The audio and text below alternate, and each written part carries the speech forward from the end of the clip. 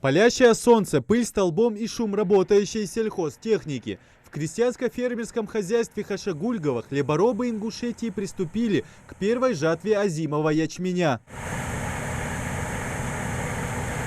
В хозяйстве сегодня трудится около десятка человек. Каждый занят своим делом. Пока одни косят ячмень, другие отвозят его на склад. Алгоритм несложный. Комбайн обрабатывает поле. Затем прессоуборочный аппарат собирает солому. Далее трактор дискует землю. Такая последовательность послужит сохранению питательной влаги в почве. Основная миссия на комбайнерах. За технической безопасностью следит противопожарная группа во главе с Василием Григоращенко. На случай замыкания проводки есть все необходимое для предотвращения чрезвычайной ситуации. Конечно, такого не ждем мы.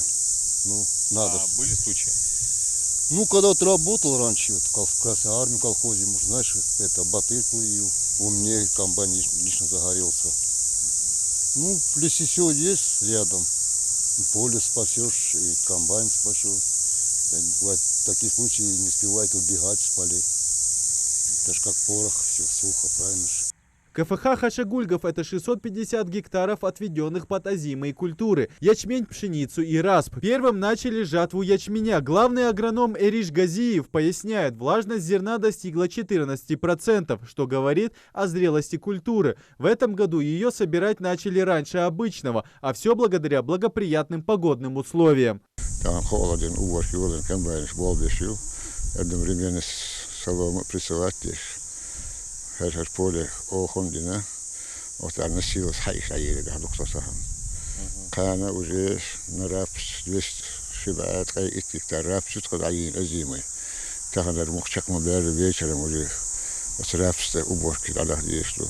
Сбор ячменя завершится через неделю, когда земля будет полностью убрана. Ее начнут готовить к следующей посадке. На этих полях рассчитывают сразу же посадить кукурузу на силос. Чтобы почва выдержала такую нагрузку, ее обрабатывают биоудобрениями. К их выбору предприятие относится щепетильно. Надо хашера, сабер баши, тимиряз, 150, 600 тенеров.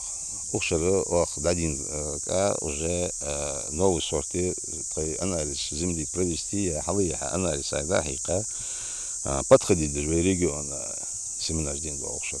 По плану на очереди сбор урожая пшеницы. К жатве планируют приступить уже через 10 дней, а уже собранный за сегодняшний день ячмень отправят на склад. В стенах КФХ урожай долго не задерживается, признается владелец фермерского хозяйства Ахмед Хашагульгов. Большая часть выкупается, как говорится, прямо с поля. Оставшееся зерно размещают в специальных помещениях. Ставропольск, край, невидимости, заводе, очередь целая, оборудование для производства жидкого удобрения. Мы будем сами производить удобрения, не то, что тхай нужды, и тхаштихи мова, фермер обеспечит и оборудование тяжелого. Осенью уже дали, первая продукция у нас начнется. Этой осенью Ахмед планирует закупить около 200 голов крупнорогатого скота. Для этого он большую часть своего урожая готовит для подкормки. Уже в следующем году его предприятие начнет реализовывать мясо по республике. Идрис Ижиев, Адам Гулоев, Магомед Дедигов, Новости 24.